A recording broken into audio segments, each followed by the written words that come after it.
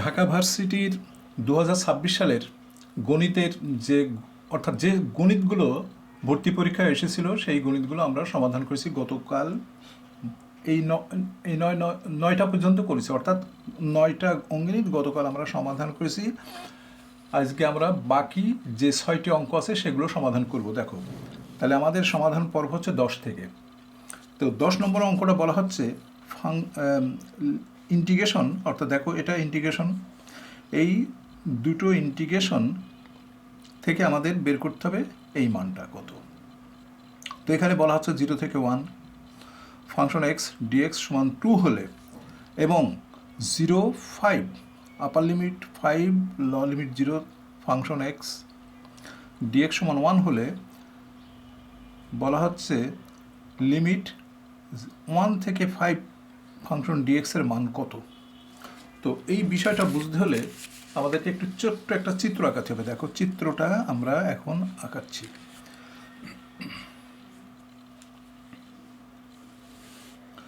মনে করো 0, এটা হচ্ছে 1, এটা হচ্ছে 2, এটা হচ্ছে 3, এটা হচ্ছে 4, এটা 5 পর্যন্ত।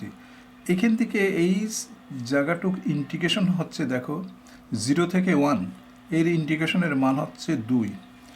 এখন আবার 0 থেকে পুরো ইন্টিগ্রেশনের মান হচ্ছে 5, অর্থাৎ এখানে দেখা যাচ্ছে যে এই ইন্টিগ্রেশনটার মান 0 থেকে 1 পর্যন্ত ইন্টিগ্রেশনের মান হচ্ছে 2, আর পুরা ইন্টিগ্রেশন 0 থেকে 5 পর্যন্ত। দেখো আপার লিমিট 5 0 থেকে 5। তো এখন বলা হচ্ছে এর মানটা কত। তাহলে আমরা এখানে দেখো এটার মান এইভাবে লিখতে পারি, 0 1 function of X DX plus, দেখো 1 থেকে এই পর্যন্ত আমাদেরকে এইটা কিন্তু বের করতে বলছে। 1 5 ফাংশন এক্স ডিএক্স সমান সমান পুরা ফাংশন, অর্থাৎ দেখো 0 থেকে কত 5 এফ এক্স ডিএক্স। এটার মান দেওয়া আছে, দেখো এটার মান দেওয়া আছে 1, এটার মান কিন্তু দেওয়া নেই 1, এটাকেই বের করতে বলা হচ্ছে।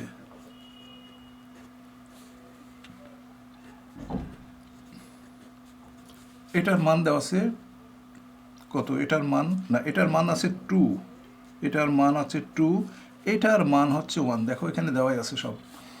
এটার মান হচ্ছে 2, এখান থেকে এইটুকুর মান 2, এটার মান হলো বের করতে হবে, আর এই মানটা হচ্ছে 1।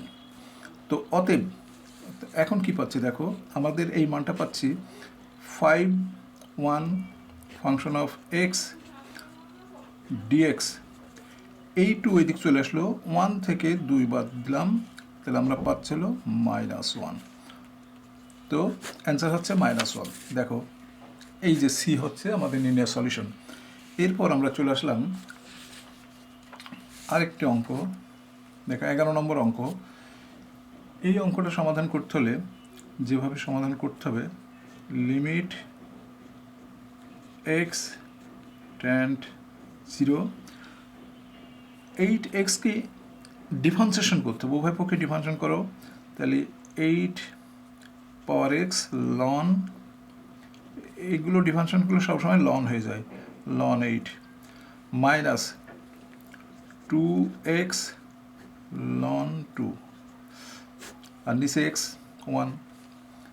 তো এখন এক্স টেন্ড 0, আমি যদি এখানে 0 বসিয়ে দিই তাহলে এটা 1 হয়ে যায়, তাহলে থাকে কি লন 8। আবার এখানে যদি 2 পার এক্স, এক্সের মান 0 বসালে এটা 1 হয়, এখানে থাকছে লন 2/1।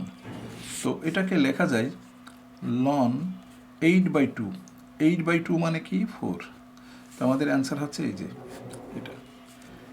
এখন আমরা চলে আসবো আরেকটি অঙ্ক। দেখো আমরা 11 করলাম, এবার আমরা 12 নম্বর অঙ্কের সলিউশনে চলে আসবো। দেখো 12 নম্বর অঙ্ক আমরা এখন সলিউশন করব। তো 12 নম্বর অঙ্ক সলিউশন করতে হলে আমাদেরকে কি করতে হবে দেখো, যে এখানে জিওএফ মানে সংযোজিত ফাংশন, যোজিত ফাংশন, তাহলে এটাকে আমরা লিখতে পারি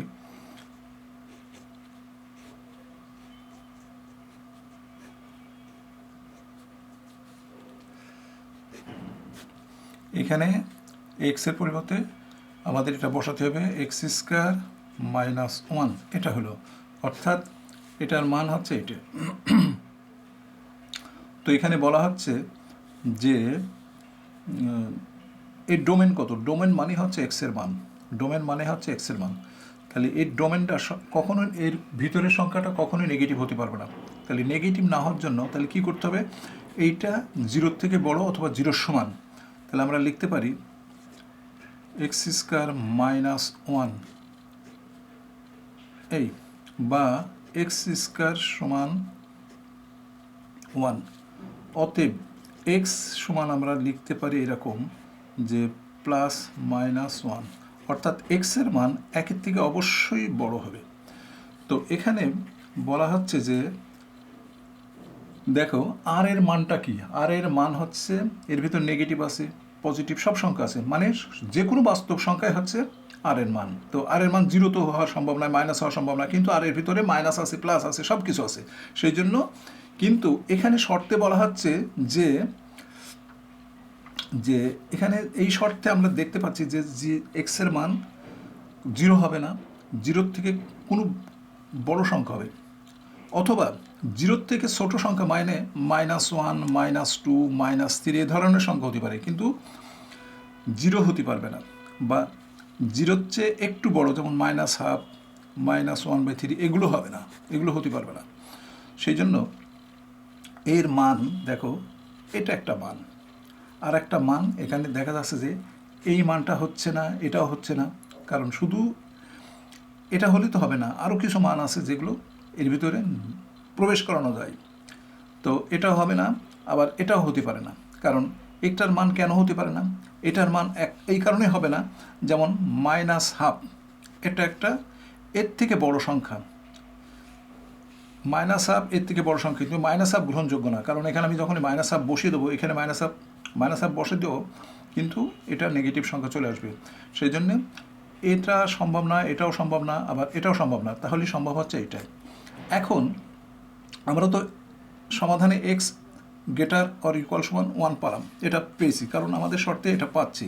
কিন্তু এটা কি, এটা হচ্ছে সেই ধরনের নাম্বার যেমন -2, -3, এর থেকে বড় মান, অর্থাৎ এর থেকে বড় মান নেওয়া যাবে না, কিন্তু এর থেকে ছোট মানগুলো নেওয়া যাবে, যে -1 এর থেকে ছোট মান -2, -3, -4, -5 ইত্যাদি। তাহলে এটা কারেক্ট। এই ডোমেনের ভিতরে এইটি আমাদের নির্ণয় ডোমেন।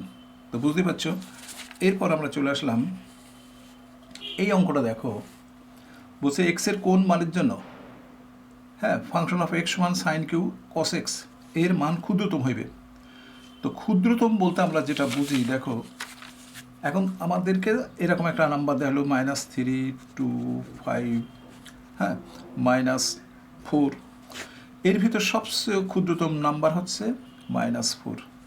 তো এখানে একটু খেয়াল করো যে কোন মান বসালে, এই মান বসালে 0 হয়, 0 মাইনাসের থেকে বড়, এই মান বসালে একটা বাস্তব মানে পজিটিভ সংখ্যা আসে, এই মানটাও পজিটিভ সংখ্যা আসে, কিন্তু এই মানটা এখানে বসালে পজিটিভ সংখ্যা আসে, কিন্তু এটা তো 120 ডিগ্রি, এখানে বসালে কি আসে -1/2।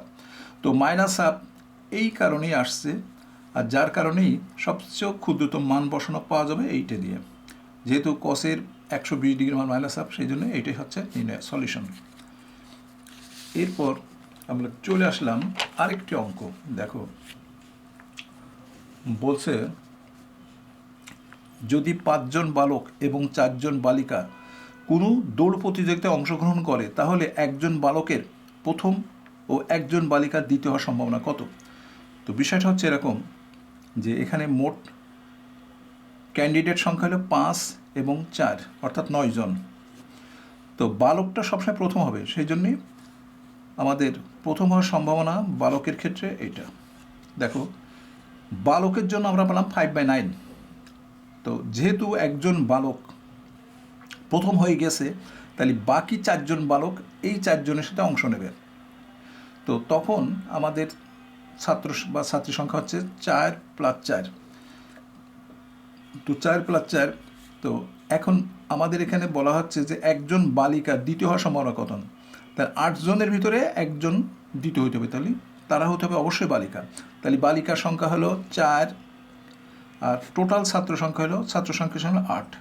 তাহলে এই দুটোর গুণফল হবে আমাদের নির্ণয় সলিউশন। মনে রাখতে হবে সম্ভাবনা যত সংখ্যা বাড়বে সম্ভাবনার মান তত কমে যায়। তাহলে এই দুটো যদি গুণ করি তাহলে আমাদের সম্ভাবনা দুটো একত্রে সম্ভাবনা অনেক কম হবে। দেখো 9 1/2, কারণ এটা কাটাকাটি করলেও 4 এবং 8 কাটাকাটি করলে 1/2 হয়। তাহলে কি হলো 5/18, 5/18। দেখো সলিউশন নাম্বার এটা হচ্ছে নির্ণয় সলিউশন। এরপর আমরা 15 নম্বর অঙ্ক চলে আসি। দেখো 15 নম্বর বলছে যে মূলবিন্দুগামী পি কিউ দুইটি বলের লব্ধি আর এবং পি কিউ আর হয়, তবে পি ও কিউ এর মধ্যবর্তী কোণ কত? এটা পৃথিবীর সবচেয়ে সহজ অঙ্ক। কারণ কি, যে তিনটে বলই সমান, লব্ধি তার প্রদত্ত বল সবগুলো সমান। সেই জন্য আমাদের যদি এই চক্রটা তৈরি করি তাহলে দেখ কত, 360। তিনটে বল আছে, সমান বল, সেই জন্যে এটাকে 3 দিয়ে ভাগ করলে যা মান হবে সেটি হচ্ছে অ্যান্সার 120 ডিগ্রি। তাহলে আমাদের অ্যান্সার হচ্ছে 120 ডিগ্রি। মনে রাখতে হবে সমান বলের সবসময় তিনটেই সমান যদি বল হয় তাহলে তাদের মধ্যবর্তী যে কোনো দুটো পি কিউ বলো আর কিউ আর বলো, যেটা সবসময় 120 ডিগ্রি হবে। এটাই আমাদের সলিউশন আর কি। তো আজ এ পর্যন্তই। আগামী দিন আমরা নতুন অঙ্ক নিয়ে আসবো।